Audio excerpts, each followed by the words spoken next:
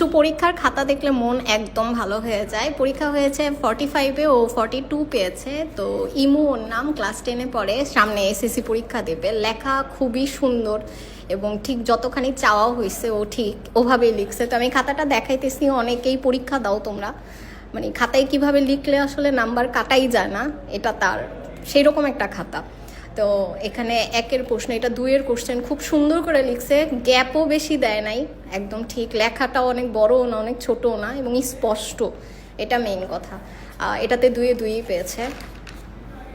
কি সুন্দর করে একদম গুছানো লেখা। এটা 3-এর কোশ্চেন, 3-এ 3ই পাইছে।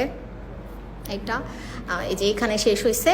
প্রশ্ন যে অনেক বড়ই হইতে হয় এমন না, প্রশ্ন কিন্তু 3-এর অ্যান্সারটা কিন্তু শর্টই কিন্তু লিখছে, কিন্তু যা চাওয়া হয়েছে ঠিক তাও গুছায় লিখতে পারছে, এই কারণে কিন্তু 3-এ 3 পেয়ে গেছে।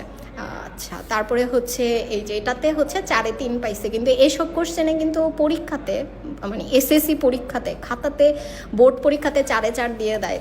তো এটাতে আমরা একটু কমাই দিছি 3-এ 3, তাও কিন্তু ভালো লিখছে, এটা পুরাটা লিখছে। আচ্ছা, এটা তো এই যে 2-এর কোশ্চেনগুলো না একদম একটু লিখলে আসলে নাম্বার আসে না। 2-এর কোশ্চেনগুলো একটু এরকম করে লিখলে ঠিক মানে একটা প্যারা পুরা হয়েছে। এই যে তখন আসলে 2 দিতে টিচার বাধ্য হয়। তো হ্যাঁ, এটাতেও 2-এ 2 পাইছে। দেখ কি সুন্দর করে ছবিটা আঁকছে, মানে নিউরনের ছবি। অনেকজনেরটা আমি দেখছি, আমি দেখাবো আজকে, খাতাতেই দেখাবো নিউরনের ছবি কি আঁকছে। তো এটা ও অনেক সুন্দর আঁকছে, নিউরনের ছবিটা পারফেক্ট। 3-এ 3 পাইছে এটা, এবং কত সুন্দর করে ও নিউরনের ব্যাখ্যাটা দিছে। এইখানে ব্যাখ্যা দিয়ে, এই যে এখানে পুরো ব্যাখ্যাটা আসছে। হ্যাঁ, তারপরে এই যে নিউক্লিয়াসের ছবিটা, মাশাআল্লাহ নিউক্লিয়াসটা অনেক সুন্দর আছে, একদম পুরো সব নামকরণগুলা নিউরনেরও এই যে একদম সব নামকরণগুলো আছে। 4-এ 4 দিতে টিচার বাধ্য। তো এটা লিখে ও সবগুলো অংশের ছোট ছোট বর্ণনাও দিচ্ছে, আবার একটু কাজও লিখছে। তো যাই হোক, এটাতেও 4, এটাতেও 1-এ 1, 2-এ 2, 2-এর কোশ্চেনটা এখান থেকে শুরু করছে, এটা পুরাটা লেখা এই যে এখানে শেষ করছে, ঈশা এখানে শেষ করছে। 3-এ 3 পাইছে, মাশাআল্লাহ 3-এ 3। আর এই যে এখানে সিফ কোষের এই ছবিটা, সিফ কোষ সঙ্গী কোষে আর একটু লম্বা হলে ছবিটা ভালো লাগতো, বাট ছবিটা একদম স্পষ্ট। ওই ছবির একটা জিনিস যেটা ও নামকরণ করে নাই, এটা সিফ কোষ, এটা সঙ্গী কোষ, এটা লেখা দরকার ছিল। এটা দিলে আসলে একদম পিওর পারফেক্ট হইতো, বাট ছবি সুন্দর হয়েছে।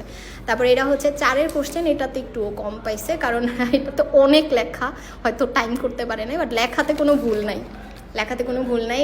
1 পাইছে, 2 পাইছে, এটাতে একদম পারফেক্ট কথাটাও লিখছে। 3-এ 3 পাইছে, কোনো কাটাকাটি নাই একদমই।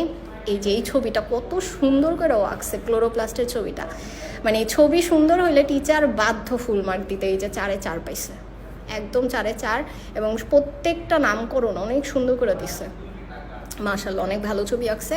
এই ছবিটা আঁকার পরও পুরো বর্ণনাটা দিছে, তো টিচার কেন দিবে না 4-এ 4, ঠিক আছে। এই যে ওখান থেকে শুরু করে এই যে শেষ হয়েছে এখানে, তো এত বড় বর্ণনা দিলে 4-এ 4 দেওয়াই লাগে।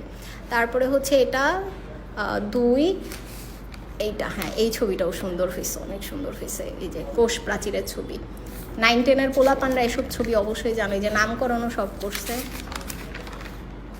তারপরে এই যে বর্ণনাটা দিছে, কোষ প্রাচীরের বর্ণনাটা এই যে এখানে দিছে। তো এটা 3-এর কোশ্চেনই নাফ, সবগুলোরই একটু একটু বর্ণনা আছে, সাথে আবার এটাও দিছে। তো ওর ওভারঅল খাতা অনেক বেশি সুন্দর, স্টুডেন্টরা এর থেকেও অনেক সুন্দর করে লেখে, বাট ওর ছবিগুলো আর লেখাটা পারফেক্ট হওয়ার কারণে আমি চিন্তা করলাম যে এই খাতাটা দেখাই। তো সুন্দর, ভালো হয়েছে মাশাআল্লাহ। তো এভাবেই লেখা ট্রাই করা উচিত।